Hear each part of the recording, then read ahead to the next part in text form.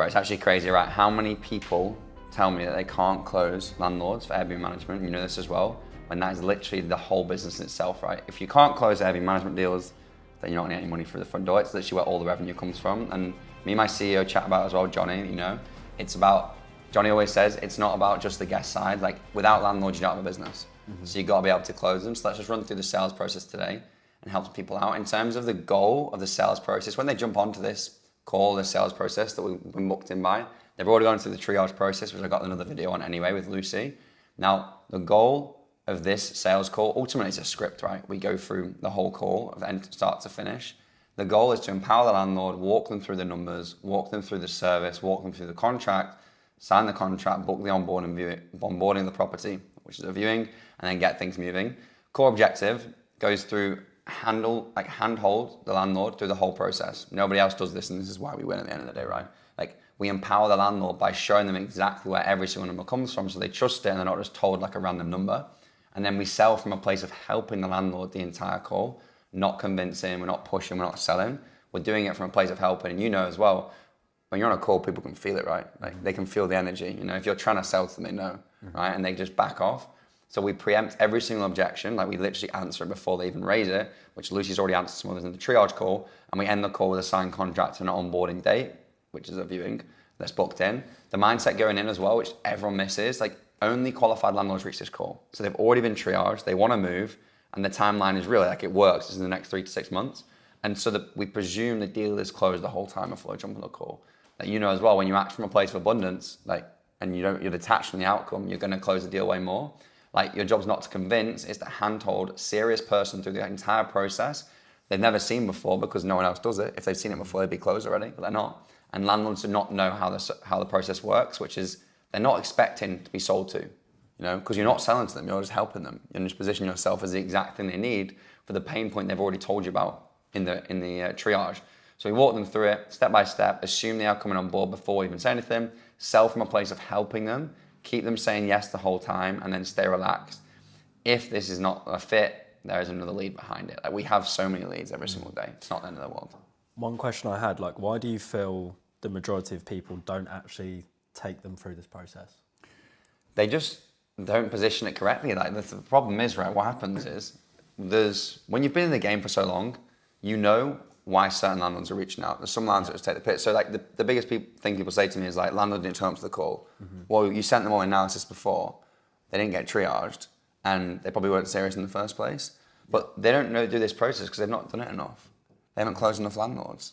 They don't know what works and what doesn't. You know, no one in the industry does a process like this. And that's why it's so simple. I mean, our Facebook leads are like £2 per lead. And then we get 5 a day for £10 ad spend. And they're pretty high, you know, 1 in 4, 1 in 5, 2 in 5 is a qualified landlord, which means that's not one, you know, that's not one property. That could be like 5 properties. But like the reason people don't do it is because most of the people teaching Airbnb don't actually do Airbnb anymore. So they don't actually have the process themselves. So most people teaching, like for example, when we brought out the Facebook ad stuff as well, because we've been doing Facebook ads for ages, when we brought that out to the market, every other course seller or whatever just started doing Facebook ads. You know, and that's why we're different. That's why we do this, because we've been in the game for 6+ years and scale faster than anyone else, 5 properties a week. But it's literally just unknown. And the people who actually do it, even the big companies, they're like too big to change things. The way they operate, they get leads come to them by the website. They don't even do, it's like, there's no calls. Like, this is genuinely like changes the game for everyone. All the clients that have used it as well, it changes the game because the landlord, all they want is peace of mind. They say it, they want hands off. They want hands off in the onboarding process as well. Yeah. They just want relief from the stress they're getting, right? They're not getting enough money. The property itself is getting trashed. The tenant won't leave. All they want is someone to help them. And then you sell from that place of help. Whereas, what happens is they don't also empower the landlord enough as well. Because the way we jump on this call, you know, like we empower the landlord so much on the call. We make them believe that they've done the whole thing. They build so much trust with them, whereas most people just send them out analysis, so they're choosing on price. This disregards the fact of choosing on price. We could be way more expensive than other people, but they want to come with us because we've actually empowered them to understand where the numbers come from. They feel like they've worked it out with us, and now we're a team. You know, whereas everyone else just goes. So you're a landlord, you know, like they say, they reach out to 5 different people, and they all come back with different numbers, some higher, some lower.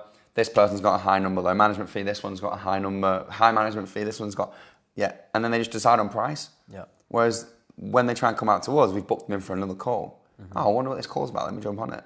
I haven't even got the analysis. And then they turn up to the call and we go through in a sec. But you know it, like we go through property market intel and we basically throw shade on every other person that's just done it. Again, preempting that objection.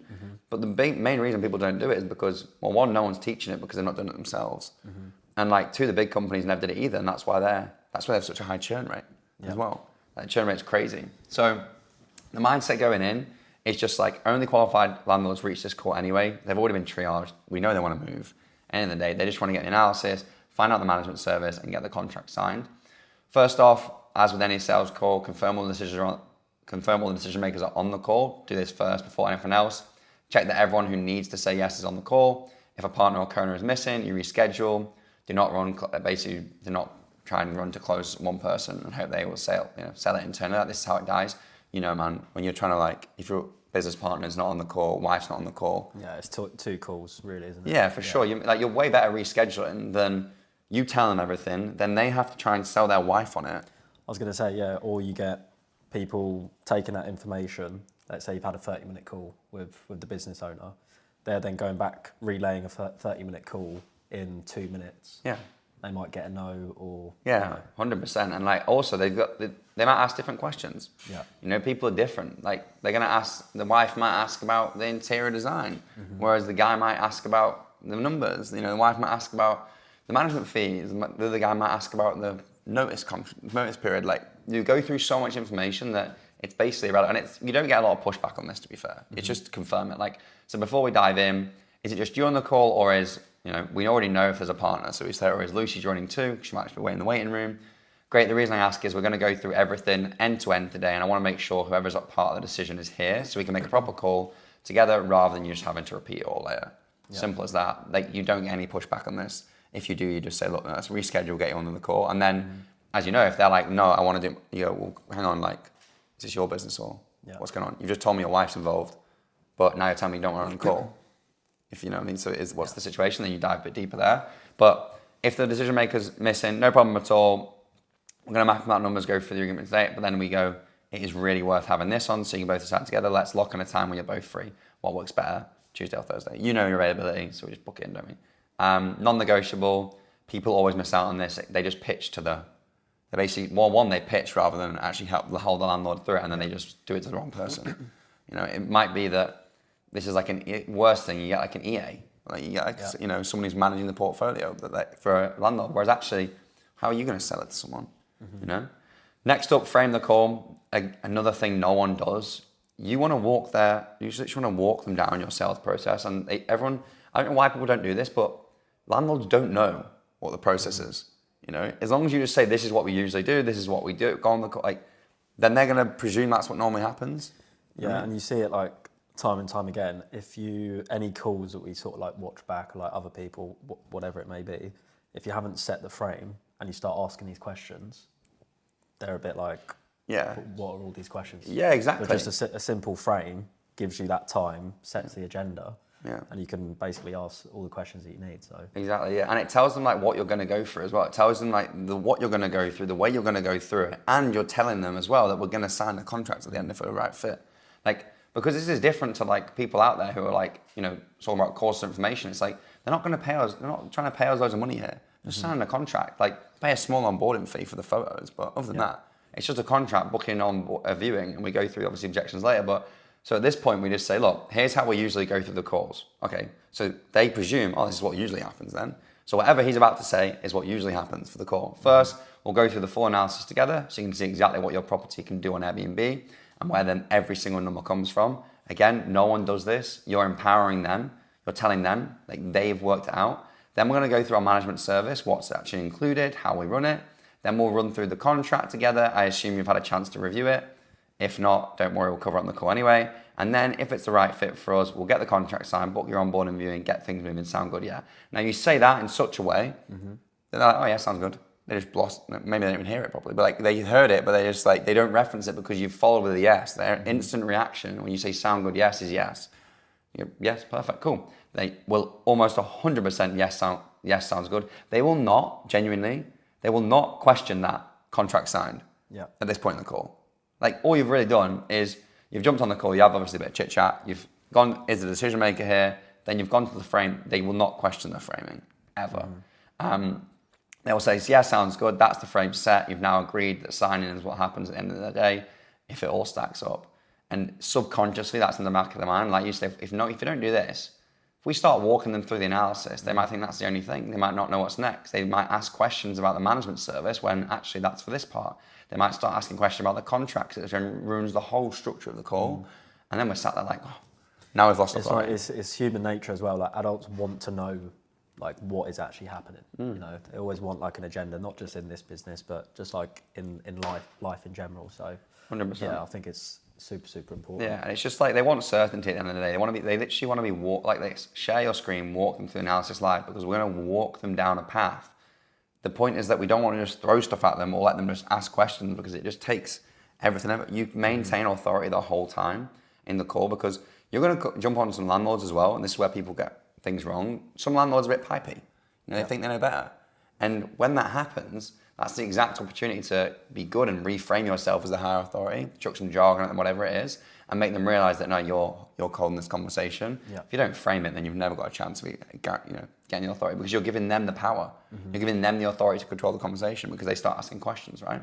So the next step, we've obviously told them we're going to go through the analysis, management service and contracts. So the next step is the analysis. We share our screen with them, we walk them through the analysis live. The point is not to throw a number at them, it is to show them how we got to that number in the first place so they own it. And an empowered landlord who understands the numbers does not haggle with it. It's as simple as that. So you literally say to them, cool, so let me share my screen. This is the full breakdown of your property based on the analysis, and this is what we're looking to make. That all makes sense so far. So basically what you do is this. You go on Property Market Intel, which is the software that we use. We're going to be using 9 Sutton Close. It's a random property. We put in the number of bedrooms, we put in the bathrooms, and we do this live with them on the call. So like literally we share our screen, we go, cool, so your address is XYZ, number of bedrooms is 3 bedrooms, 1.5 baths. Yeah, so that's like, for those who don't know, that's a bath and a toilet, 1.5. And then you put in the amount of guests it can sleep. So how many guests in every single bedroom? You got like 2 singles in one room. If it's a double, it can sleep 2. If it's 2 singles, it can sleep 2. If it's a sofa bed, it can sleep 2. So a 3 bed with a sofa bed, let's say it's a double and a single, and a sofa bed, it can sleep 7, because it's 2, it's 4, it's 6, and then it's a 7 for the sofa bed. What it's going to pull off, it's going to give you the average rate and occupancy rate.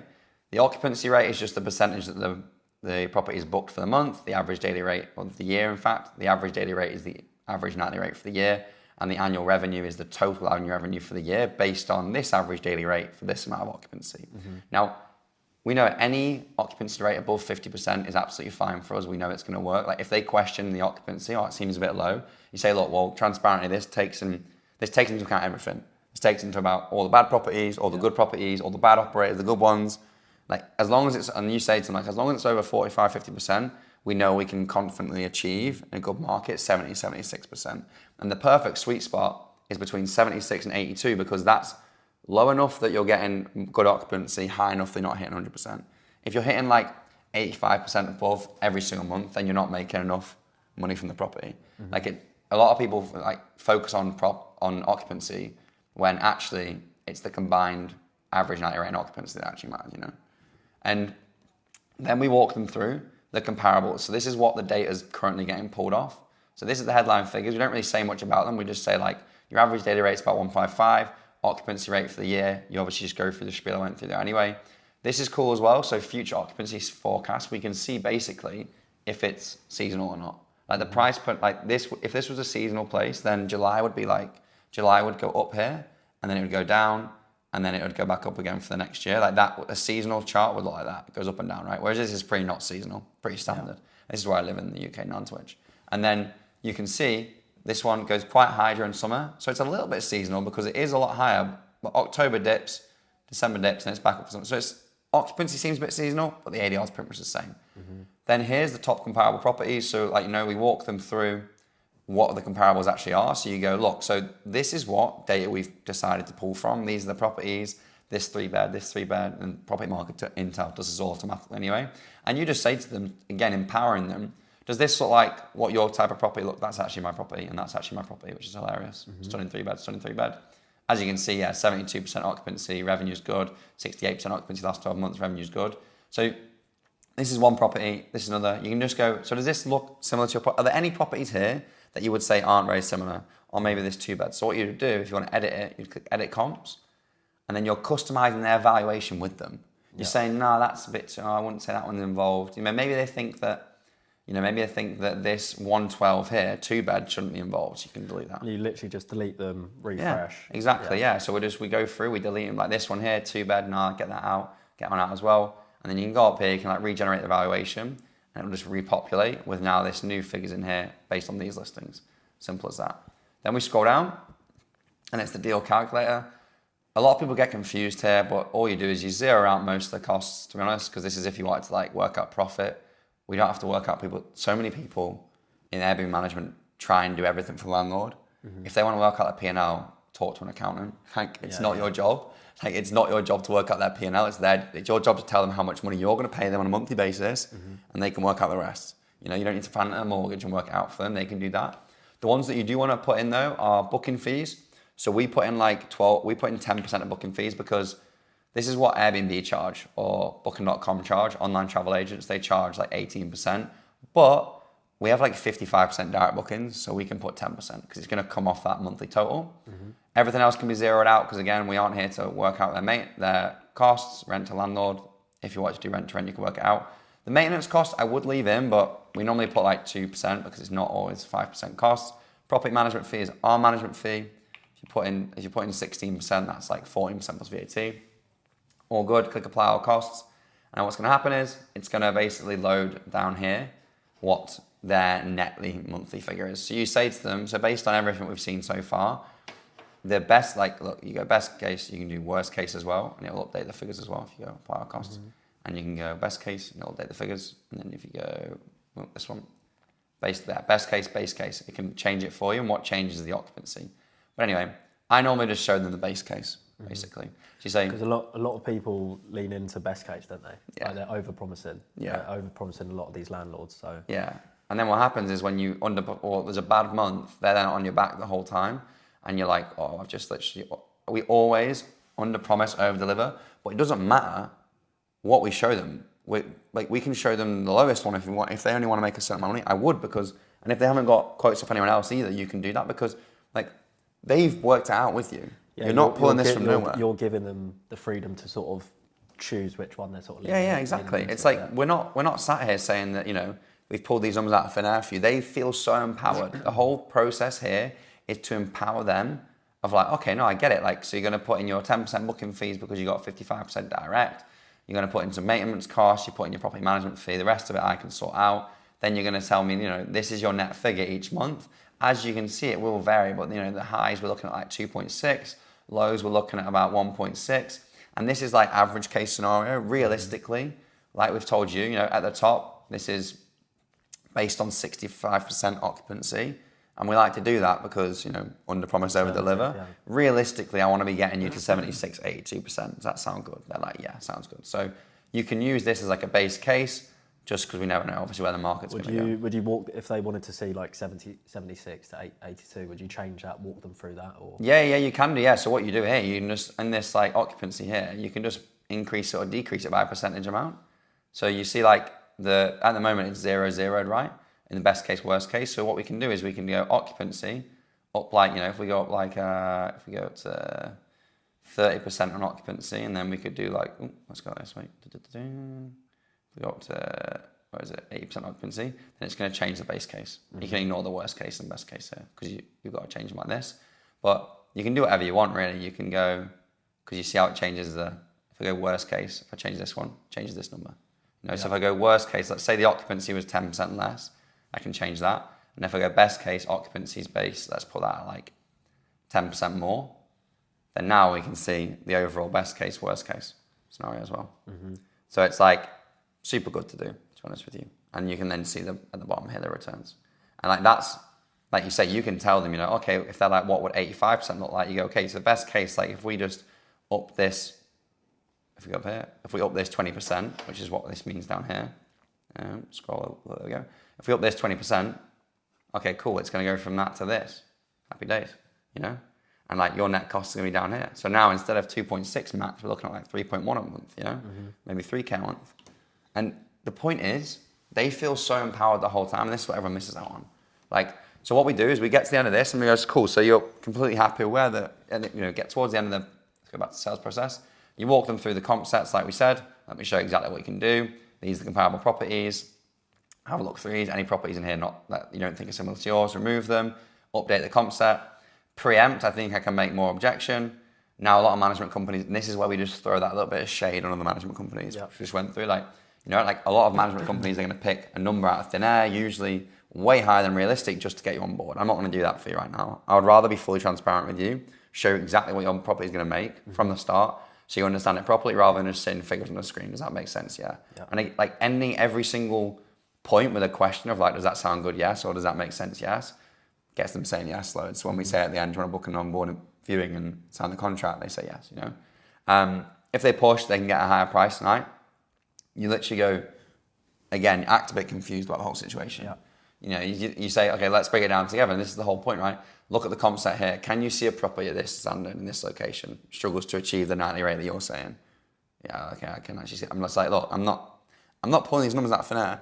Like it's on the screen. So like which property do you want me to remove? And I'll add some other ones. Yeah. And we'll change it like together, And like you can't argue with data. Exactly, yeah, exactly. And some people are scared of showing this because they're like, oh, doesn't that like ruin like, what you're promising? Nah. You're promising your service, not the thing they're gonna make on Airbnb. They can look for themselves. Yeah, they're like, oh, what if they look themselves? Cool. They can look themselves. Doesn't mean they're gonna manage the property themselves, right? And it's like, so really empowering them the whole time. You're not arguing with them, you're just letting the data on the screen, like you just said, which they validate, do the talking. That empowers them and debunks the whole thing.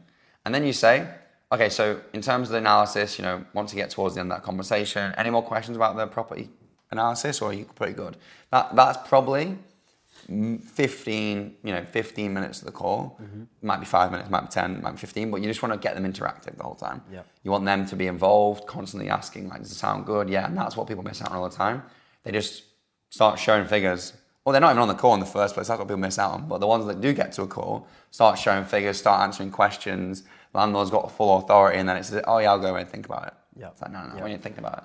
So 100% happy with the figures, yeah? Yeah, I am. Okay, perfect. So now let's go through everything that's actually included. So you say, did you read the information pack? So did you get a chance to read through the management information pack, which we sent via the email? So again, they've already been triaged. In the other video went through it. They've already been triaged. The booking confirmation email's been sent.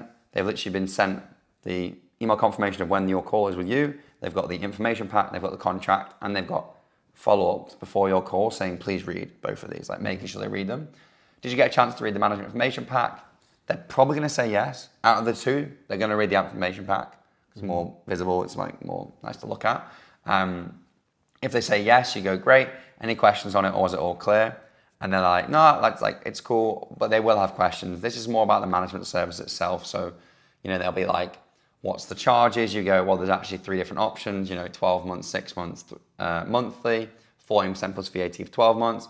6 months is 18% plus VAT, or 22% plus VAT for monthly, but we'll go through all that on the contract side. Anything to do with the contract, you go through later.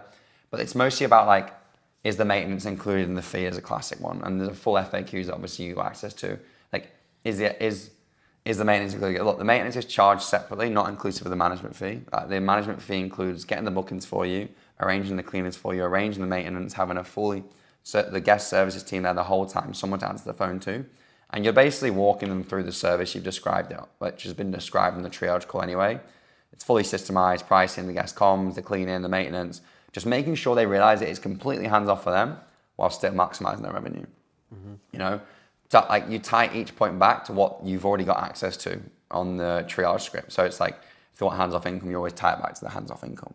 Because a lot of the qualifications already done, so you don't have to like re-qualify in this call. Yeah. It's more about empowering them, walking them through the three different steps, but keeping them involved the whole time. And if they haven't read it, you just pull up the information pack and run through it. Basically, the information pack just goes about what Airbnb management is and what's included and what's not included. I was going to say, like, how important do you feel it is that they like have to actually read through that? Yeah, I would like pretty much all of them read through it, to be honest with you, because it's a super easy pack. It's like 3-pager. It's got like some case studies in there. It's important for them to understand the management service. Yeah, you're basically like asking. This is what people miss as well. the landlord, like people who know what's going on and they're clear, like you said before, on what they're actually not even buying into, but what they're actually on the call for, like they're gonna buy or sign. Yeah. You know, if it's simple, they're gonna sign. You know, it's like if it's easy, they're gonna sign and close, and that's what people don't get. It's easy because we just pull it up. It's just explaining, so you'll fully understand what Airbnb Manager is, what it includes. Yeah, 100%. You don't have to like pick out any objections because there aren't really any.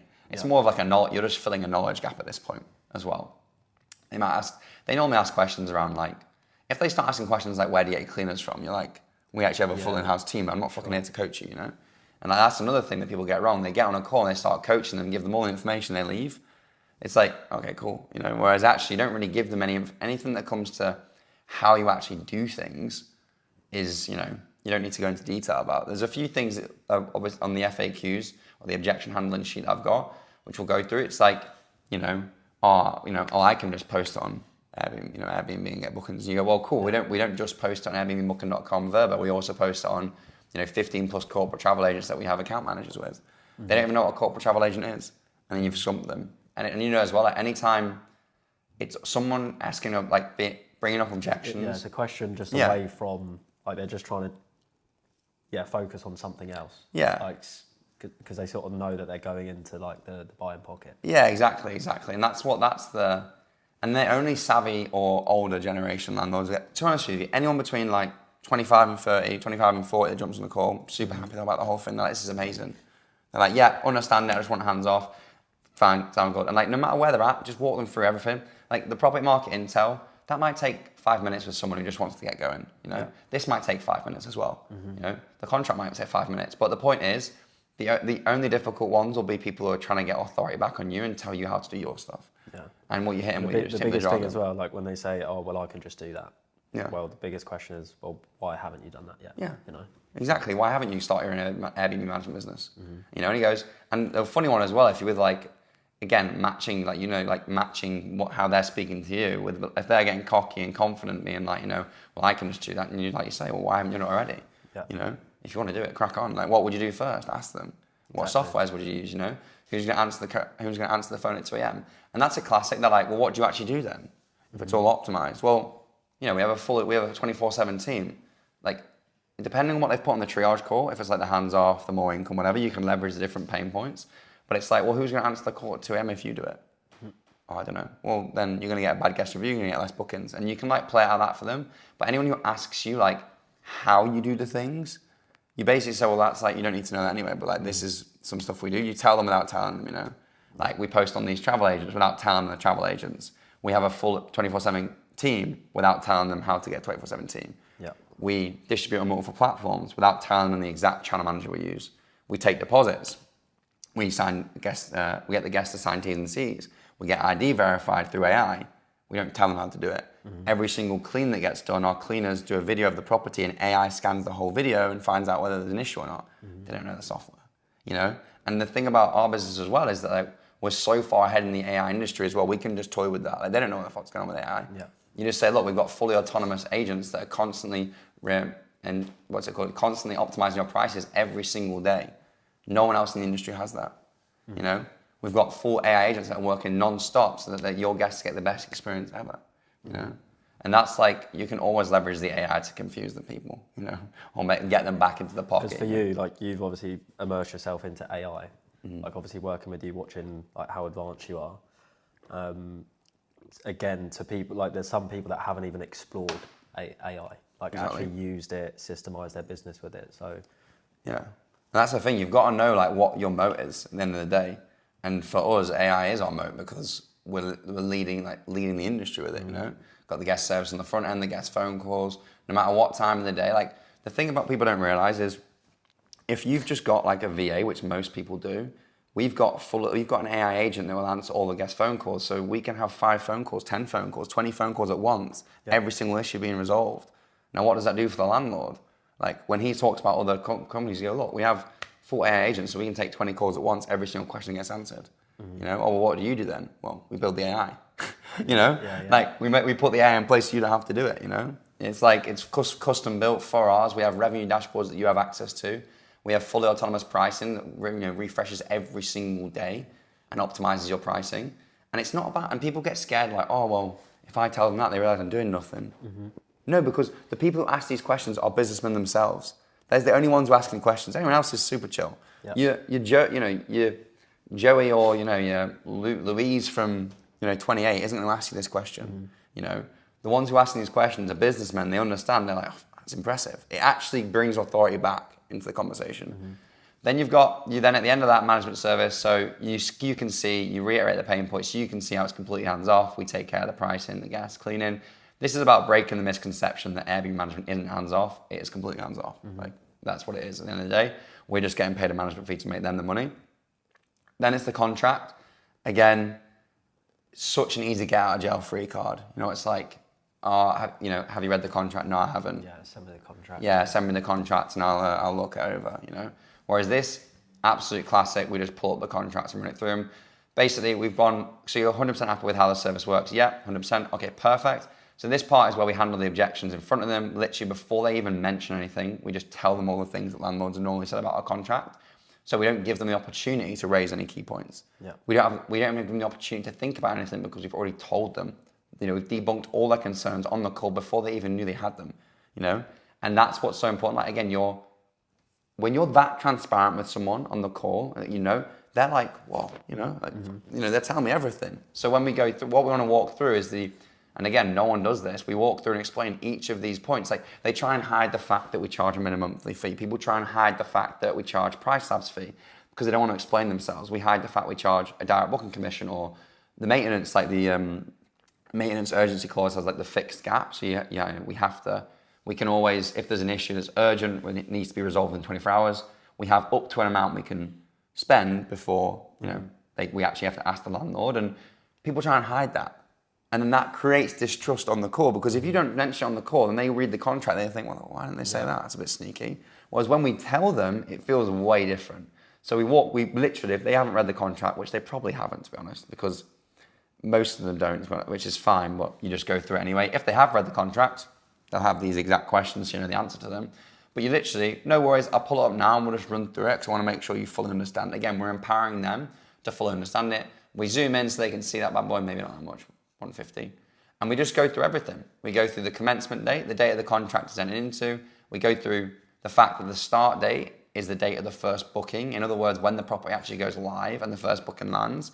So it doesn't start the moment you sign, it starts when the date of the first booking comes in. Yep. The reason we do that is because if it takes ages to set the property up, like if they're staging it themselves, again, something people don't do, they sign a contract with the landlord, 3 months later the landlord's finished staging, but your contract was only 3 months. It was only 6 months, now you've got 3 months left. Yeah. Date of the first booking, no matter what happens, no matter how long they take to settle the property, date of that first booking, our 6 months starts. And then again, so many people don't have that, it's an absolute must start date. Then we've got the minimum monthly fee that we go through, but you just scroll down. You go through, if your property is leasehold, this basically puts all the onus on the landlord. So you just say to them, look, first section here, it's just making sure that if your property is leasehold, you're going to you have the right to lease it out on Airbnb. Like, this is just about the liability. We're positioning the liability on them. But what we tell them here, you just say, look, this is just making sure your property is fully compliant. And that's basically on you. Like, if your property is an apartment and it's like a leasehold, so they don't own the freehold, then some leaseholds restrict Airbnb. People miss this, then they let the property on Airbnb, and then a week later they get a message off of the management company of the whole apartment block being like, you can't do Airbnb here. And we've seen it loads of people in rent to rent as well who get screwed because they have a whole business in apartments in a building that doesn't even you're not allowed to do Airbnb. Mm-hmm. So what we're saying here to the landlord, empowering them, we're like, look, at the end of the day, it's up to you to make sure that the property is eligible to let. Landlord stage, you're just going through again with them how we need to at least 72 hours notice for privacy if you want to go to the property, unscheduled access to the property. And if you want to book in a stay, all you do is email our team, book in a stay. Like, the reason you don't have power to book in your own stays is because we've had landlords book in stays before, then they don't actually turn up, and then there's lost revenue. Mm-hmm. We have 24/7 team, email us what stay you want to book in, we book it in for you instantly. It's absolutely fine. The reason we have that gap though is because then we can constantly delete it if not. Fees, we go through the management fee, so we go through whatever management fee options there are. Again, we reiterate 14% plus VAT for 12 months, 18% plus VAT for 6 months, 22% for monthly. The reason we do that, we want long-term contracts, so we push into that longer term. We have a minimum monthly management charge of £150 a month. So this means basically that no matter what happens, if there's no money that comes in, we still get paid 150. What this does, creates value in the contract, but also it stops the landlord from just booking out the thing the whole time. Yeah. And realistically, for them, they will never really see this. But what it means is what we explain to them, we just explain to them on the call. We say, look, £150 a month minimum, because if you book the whole month out as an owner stay, we still have costs. We still have team costs allocated to this. You know, we still pay for all the software, the AI. Like, we have running costs that this basically covers. Or this just breaks down how the fees go through. So any booking fees applicable, agent commission towards online travel agents are charged to the landlord. We charge a direct booking commission of 5% on bookings that come direct. So Airbnb charge 18%, we charge 5%. Why do we do this? This is for additional marketing campaigns. We spend money on Google ads for your property. We spend money on Meta ads for your property. We increase the markups on certain online travel agents as well.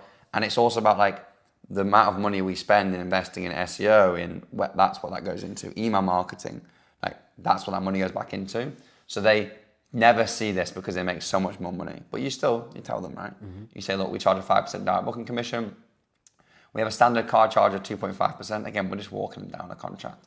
Why do we do this? Because the card fees vary loads from 3.8%, 1.4%, 1%. The reason we charge 2.5% is it means super consistent for you. No questions. We actually end up losing a bit of money on this till we can transparent with you. But it's fine because at least you're happy that it's consistent every single month. Next part just goes through VAT registration is up to you. If you go over the 85,000 of 2022, I think it's actually now 95, so I have to update the contract. But basically saying VAT registration, that's on you. That's for them. So for landlords, business, it's registered in a business and they're going to go over the threshold. They need to become VAT registered. Basically goes through all the fact of like when a booking is confirmed and the landlord basically drops off a property. For example, if you were to take away the property and we had 6 months of bookings in front of us, we're still entitled to the commission is what it says there. In the event a guest is dissatisfied, it's unable to retain the guest, the booking property, reserve the right to transfer the guest to another property where possible. If your property's got a leak and we need to transfer it and split the nightly rate, then we will do. We go through the dynamic pricing software. So we use Price Labs, like you know, and we charge £15 a month for the landlord. So we actually make a bit of money on that, to be fair. But the point is, we have a direct cost that we charge to them, and then it's not an optional. Like, it's not optional. This fee is addition to the management fee, and it's deducted monthly payout to the landlord because that allows us to run dynamic pricing non-stop, so the fluctuations. Onboarding fee changes. This is an example contract. Onboarding fee depends, it says here, onboarding fee of £500 plus VAT for property for 1 or 2 bed, or £600 for 3 or 4 bedroom. This fee basically includes, you walk it through, professional photos, which cost normally £250. It also covers the initial outlay of work to set the correct systems up, direct marketing campaigns that we run, the Google campaigns we run, the Meta campaigns we run. Everything that we run, that's what that pays for at the start. Publishing the property on 15 plus corporate travel agents, all of the OTAs, that's what all that goes through. By signing the agreement, you just agree to all the above. Maintenance, you run them through the urgent maintenance charge, basically. Like, we have the ability, in this one is 150, for example, but if there's an urgent issue, we basically can make a decision that is up to £150 before getting your consent. So if there's a boiler exploded, for example, then we can get a call out to kind of work out what's going on. Inventory and schedule condition, you say, look, it's your job to send an inventory at the start of the agreement. Within the first 2 weeks of signing, just send across an inventory, which basically they can get an inventory clerk to do. They can do it themselves. It just says what condition the property is currently in. Like, no one does this as well. One, they don't run through the contract. They don't even, and their contract isn't as well built out as this either. Because what's good is, by having this inventory in, it means that if they don't do it, at the end of the contract, they say, well, there was a mark on the wall. Well, you didn't do the inventory. Yeah. We had this very recently with a one-to-one client as well. They were like, oh, someone's saying there's a mark on the wall. I say it's wear and tear. And I say, well, what does the inventory say? If you don't have it, you can't do anything. So they actually didn't use this contract either, so they actually had to sort the mark out. But that's why we go through that. It goes through about the damages, goes through about the T's and C's, what we do. The landlord will be liable for all maintenance costs. Again, you're making them aware that we aren't paying the maintenance for them. It's separate to the management fee. That's fine. Letting service just goes through what we do, creating the listings, uploading the photos, regular pricing reviews, managing the inbound calls. Goes through all of our services.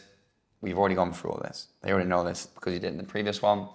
The cleaning teams, we just go through that. We recommend the cleaning teams that we use. The linen suppliers, these are all separate to the management fee. Guest agreements, we go through that the guests sign their agreement.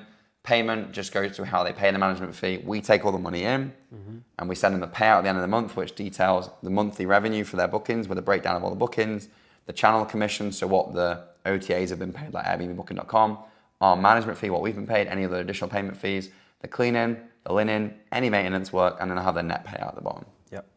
That's all it says here. Going down, we got the insurance. This is just saying about they need to get their property insured. We can advise an insurer as well. We have some friends we can do there. Pass you on. Prior to letting what the landlord needs to do, they need to make sure the property is in good condition. In particular, carpets clean, good repair. We can help them with that if they want, but it's outside of our fee. Keys, we need at least 4 sets of keys. Contracted term is whatever term they decide. 12 months, 6 months, monthly. It's 3 month notice period for 6 months and 12 months for monthly. It's obviously monthly notice period. So 30 days. Either party may terminate this agreement, goes through the break clause, which changes depending on length of contract. Confidentiality is just normal contract stuff. Income tax, again, that's their liability. Utilities, council tax and television license, their liability. Wi-Fi and internet, it's up to them to sort.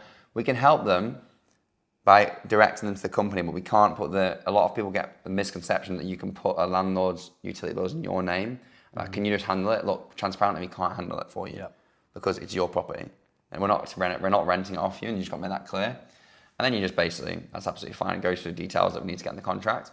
But going through the contract, we just handle basically all the objections. The biggest ones are the start date, the minimum monthly fee, the pricing fee, the direct booking commission, the maintenance urgency clause. They're the biggest ones. You literally, just like I did there, you go through every single point. Even if they've read the contract, if they haven't highlighted these 5, I want to make you aware of 5 things as well that landlords normally talk about as well. So we have this, and you make them aware of it, which sounds crazy, but like they're not objections. Again, it's a trust thing. That makes it even easier for you to send the contract. They're going to sign it in a second. So we go through every single answer in detail, not hiding everything. Then we say, so you're happy with the contract and how it all works? Yeah, cool. Perfect. So now they're happy with the analysis, happy with the management service, happy with the contract. Now it comes to the close and the objection handling it, as it were. Perfect. So it sounds like a great fit then. So let me just check we're on the same page. You're 100% happy with the figures. You understand exactly what you're netting each month. Yeah, 100%. Okay, cool. And you're happy with the management information, how we run everything, no questions there. Yeah, happy. And you're happy with the contracts and everything that just went through. Yeah. Brilliant. So what we'll do now is I'll send across the contract for signing, and then we'll get your onboarding viewing booked in and start getting the process ready for the property to go live. You literally just assume the close, because like what we're going to do now is I'm going to send across the contract for signing, and we'll get your onboarding viewing booked in and start getting your property ready to go live. Sound good? Yeah. And like that's all you're doing. You're not asking, do you want to sign? You're literally telling them what's happening. So then we follow on. Contract length selection, assume the sale. So the only thing to choose now is like literally no gap here. Yeah? We go, brilliant. So what we'll do now is I'll send across the contract for signing, and then we'll get your onboarding viewing booked in and start getting your property ready to go live. So the only thing to choose now is, there is. So the only thing to choose now is which term works best for you. The 3 months, the 6 months, the 12 month. I would normally, what I do here, as you know, I go 6 month or 12 months. So I go, what works best for you? The 6 month at 18% or the 12 months at 14%? Yep. Which one works best for you? If they hesitate and I don't know, I'm not sure. No worries, I get that. If you were to sign, which one would you choose? You're making them make a decision, you're committing to an answer. Once they've chosen a term in their head, if they're like, no, I wouldn't know, it's like, well, come on, humor me for a second. What would you choose if you were going to go forward, Like, whether they were to sign or not, what would you choose? Probably the 14%, well, I want it for 6 months, fine. So 14% for 6 months is what you'd go for, yeah, it is. And again, we just want to, reconfirm they're going to keep saying yes. And then and if they want, there you go, 6 month term, but 12 month fee structure. Of course, if I set you up a contract, 6 month term, 12 month fee, building a break clause, happy to sign that today. Yeah. You can flex the terms a lot, and we've got a separate SOP that goes through the flexing of the terms you know about anyway. So that's again, what do people fuck up here on? They don't assume the close. They don't even tell the landlord what's happening. Mm-hmm. They just end so how's that with you then? What that mean? Okay. And then they jump off the call and nothing happens. Whereas if you say brilliant, so what we do now is, because they've confirmed they're 100% happy with everything. So what else is there to do other than sign the contract? And honestly, a lot of the people aged between 22 up to 40, they're gonna be like, okay, cool, sounds good. Yeah, crack on. And you're not going to get to that point, because if they've been, obviously you get to that point by them giving you yeses throughout the call. Exactly, yeah. They're like, oh, So sounds you good. wouldn't get to that point if there was no's previously and you're having to go back through that. So And like, if there's no structure to it, then they, you've already told them at the start of the call we're going to sign the contract. You've gone through the 3 things you're going to go through to qualify them and make sure we want to work together, and then you're going to tell them to sign the contract. Then you get to the fun part of obviously objection handling, but sign before the viewing / onboarding, handle or head on. The default flow is we sign the contract, then we book the onboarding. For most properties, especially as far further away, you don't need a physical viewing. You sign, get your team on it. The cleaner sets it up, photos are taken for nearby properties. You can still offer a viewing, but the contract is signed first either way. Like the script here, so straight to the onboarding. So what happens now is we get the contract signed, then I'll get you booked in for your onboarding date, get your team over to set everything up, prop photos done, get your live sound good. The way we do it, so this is like, if a viewing is relevant, nearby property, this is why we frame it as why you sign the contract first, because that's the biggest objection you get. I'm confused, you haven't seen the property. Yeah, well, we've seen the photos, it's going to work for us, we're 100% happy working with you. But the way we do it is the contract gets signed before the viewing, because the viewing is conditional anyway. So the contract's conditional on the viewing. So you're protected on your side, but signing first means we both know we're serious and actually want to move forward. At the end of the day, it's a relationship. I trust you and you trust me. Is that fair? I don't want to basically, and what you're saying here is, I don't want to not sign the contracts, we book in the viewing, and then you're not going to be there. That makes sense. Because like, if we don't sign the contracts, we book this viewing in, and we turn up, you're not there, that's an issue for us. So you're just telling them, reiterating, like, end of the day, look, the contract is conditional on the viewing anyway. If we decide at the viewing we don't want to work together, then it's fine. There's a clause in the contract which means we don't have to, so we're protected. And if they push back on signing before the viewing, you just objection handle. This is the only part of objection handling, like, because you've already handled every other objection, and you're just like, no problem. Can I ask, like, if I told you the contract is conditional on the viewing anyway, which it is, would you be happy to sign it? Yeah or no? So what is holding you back from signing before the viewing? And it's basically it's normally fear of something, but the difference between this and like other sales out there is like they're not trying to pay you money. It's like done for you. It's like it's conditional on the viewing anyway. On both, like, we can not work together. It's just a commitment that you're not going to turn up on the date. Basically, is what you want to frame it as. And they're just going to say, I just don't feel comfortable. And you go, look, the reason we do this in this way is that we only work with serious landlords. The ones who are actually going to move forward and sign in first is how we know that. We're not just handing our time to everyone, and it's an exchange, a relationship, and it works both ways. Transparently, this is what usually happens. We sign the contract, we book on the viewing. Like, I've never had someone actually question this before. I'll be transparent with you. I haven't had someone question it, And then you book the date in, so you go, perfect. You get comfortable saying that on the call as well and handling this calmly. It's not some like aggressive sales tactic, which some people also, honestly, no one messes up at that because no one does it anyway, but you treat it's just a normal step. Yeah. What usually, you've already told them loads is going to happen. You treat it as one. Honestly, transparently, most people just sign before the contract anyway. Like, I've not ever had this before, like before the viewing, because that comes with like how you deliver it as well. Like when you're assumptive, or if you give like an option for, hesitation, you're probably going to get hesitation or objection. Yeah. So. Whereas the whole time we've just been saying yes, we've been saying yes the whole time. You've told them exactly what's going to happen over and over again. You've got to confirm they're super happy every single time. And then eventually when they're like, okay, cool, that's fine. You go, perfect. So when are you free for the onboarding viewing? Let's get that locked in. Does Tuesday or Thursday work next week for you? Tuesday works better. Does morning or afternoon work better? Morning. Okay, so like 10 a.m. work for you? Yeah, perfect. Let me book that in. The other option, if the property's not going to be going live for a while, for example, the landlord's still finishing the photos, furnishing, moving in over the next month or two, or it's going to be like 3 to 6 month timeline, we sign what's called a landlord exclusivity agreement instead of a booking and immediate onboarding. And this basically locks them in as your management, like you're the management agent for whenever the property does go live. Yeah. And lets you plan around it. Another thing people do that they don't have this agreement. This means that the person says on the call, 100% happy to work with you, property's not ready for 3 months, but so that we'll sign it in a bit. Yeah, where you go, look, we have an agreement, basically says, and why do we do this? If a landlord's going to use any management company, like why it works in the first place, if they're going to use anyone for management this year, that agreement commits them to you. It's a simple way to explain an easy yes to, because it's not a forced go live date, it's just to secure the relationship. If I go to the actual script part of this with, yeah, here we go. So this is what it is. If they ask why, you go, because this is how we pitch it first, and then we go why they want to do it. Because your go live date is a little further out, what I'll do instead of booking the onboarding today is send you a landlord agreement. You don't say exclusivity agreement. Yep. A landlord agreement.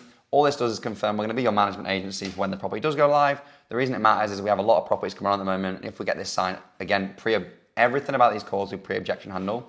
The reason it matters is we have a lot of properties coming on at the moment. And if we get this signed now, I can plan your onboarding properly, get everything ready, and have you taking bookings the moment you are live rather than scrambling. We can always move the date back if your timeline shifts, but this means that just when you are ready to come on, we come on. Yeah. And then you can go and add scarcity as well. To be straight with you, we are stacking up landlords for, whatever the next month is already, or whenever they're meant to go online already. And we've already had a lot of committed landlords, and we have a few more coming on. We get a lot of inquiries every single week, and we don't work with everyone. But I want to make sure you're prioritized. Like if we get it signed, or you can do when we get it signed as well, it's probably even better. I can update the script because you're presuming it's already happened. When we get it signed, you're locked in, and I'll build out the plan around when you go live, because we don't just want to go live the day. We want to be signing the contract a month before, make sure the property's ready, get the listing live 2 weeks before. So when the actual go live date is, you're making money from day one. Mm-hmm. Post-call actions, straight after the call, we send across the signed contract. They've either signed it on the call or we send across the signing link. If a landlord will never say, yeah, cool, I'll sign it after the call and then not sign it, if you've done it right. Yeah. If they're going to sign. It's not like they're paying you any money. They're just signing a contract before the viewing. You're telling the viewing's going to get cancelled. Like the ones that they're either going to sign up on the call, absolutely fine. The problem is with signing on the call is it does take a bit of time. You have to fill out a lot of details. So it's not like we don't push that hard for it. Some people do though, and if they want help signing it, you can ask them. If they're a bit older, you can go through the process with them because it's unsignable, or you can do it on DocuSign. But the signed contract, or we share the link with them, like I say, I've never had it where they're like, yeah, cool, that's fine, we'll sign the contract. Like, no, it doesn't happen. Yeah. It doesn't happen. You're either not... It gives them something to work towards as well. Yeah. Like when they're, it's always like both ways, right? So, like, we never have it where like, we either don't, like, some people are like, oh, well, do you ever do a viewing without the contract? Yes, sometimes we do. Because sometimes, like some people pay a deposit, like a small deposit. We say, look, we can do a £150 deposit instead. And that basically says you're going to show up. If you don't show up, we keep it. Yeah. Like we can do that instead. Again, it's some sort of commitment. And realistically, that's you backing yourself that and we know when we go to the viewing or when our team goes to the viewing, they're going to close it. Yeah. And again, if they say no to the small deposit, then there's clearly underlying objections. Exactly. And then you can actually handle them for sure. And then if it's a really old boy, the property's amazing, you can be a bit lenient. But in reality, the point is we want to get some sort of commitment on. Like our close rate's 80% plus because no one else does this anyway. And landlords aren't expecting to be closed. They just want to hold handheld. Yeah. You're giving them the exact solution in the exact positioning in the way they want it to be positioned for them. Then the main mindset rules really presume a deal is closed, what we've gone through. If they show up on the call, they're serious. Lucy's already triaged them. Empower the landlord at every single step. Show them where the numbers come from. Sell from a place of helping the whole way through. You're guiding the serious person through the process never seen. Preempt objections like we do. Resolve them in a walkthrough before they even raise. Stay on the call to sign. Do not let it. I'll look at it later in the conversation. Like I say, if they're like, oh, I want to go through the contract, again, you've not done a good enough job. Mm-hmm. The point is, if they're like, cool, yeah, I'll sign that now. You send the link. You don't have to sit on the call with them. Then it's not like they're not gonna sit on the call. It just doesn't happen. Yeah. Because they aren't skeptical. Like it's not like that. If they're the two things are gonna happen, right? They're either gonna sign three things: sign the contract on the call, sign the contract just after the call, or they're not going to sign the contract. That's basically the three things, right? So it's like, which one are you going to do? Because the viewing, we always try and get booked in anyway. There's only very few cases where we'd book the viewing in, and this is again, like we do it sometimes as well. We book the viewing in anyway without the contract being signed because like we know it's going to come on. And the day it's just a bit of an old boy. It's normally everyone below the age, which sounds crazy, but everyone below the age of 50, or below the age of 40, anyone over 40 or like 50 plus sometimes has this bit of like give or take. Or if it's like a massive deal, 5 to 8 properties in one, then we wouldn't be so hard to push the contract. You still go for it for sure. Yeah. We still go for the contract push, but if they're like, oh, I want to meet you first, kind of fair. But you say, cool, I'll bring the contract with me. Yeah. For the apartments. We've had that before with like 8 apartments, which is fine. But the point is, we've also had it where we've had 5 apartments come on. Like last week, 3 apartments. Where we just sign the contract anyway, right? The perfect close ends with the landlord fully understands the trust numbers. They understand exactly what the service includes. Every contract concern was raised and resolved by you before they had to ask it. Contract is signed or the exclusivity agreement is signed for a later go live date, and the onboarding viewing is booked, and the property is ready to move forward and live. It's as simple as that. Bash bosh. Bish bash boss, as simple as that. But the reason people don't succeed in this is because one, they never do this process. Yeah, it's not following the process. Exactly. Yeah, they just miss out on everything. They handle it like some little friendly conversation, and what they don't realize is like that landlords are everything. Without landlords, you don't have properties. Without properties, you don't have guests. Without properties, you don't have any money. So if you don't nail this down, then you're never going to nail it. You're never going to scale. And what happens is, because we have obviously our meta ad process, when we close more deals each time, every single deal is a £500, £600 a month for us. We invest that back into ads, and like right now, we didn't even spend that much money on ads. You know? Or if you haven't dialed that process in, and you're doing all the hard work of actually getting landlords on a call, and you're just wasting the whole outreach. Yeah, exactly, and like that's Meta another. ads. And all the money and time you're putting into it, it's just going to waste. 100%. You're not following that process. 100%. And that's the thing. They don't even see it as a sales process. They just see it as some conversation, and then come to me and they're confused why they're not closing deals. Yeah. You know. Well, let's go close some more deals then. Let's go. Oh wait, Let's go, brother.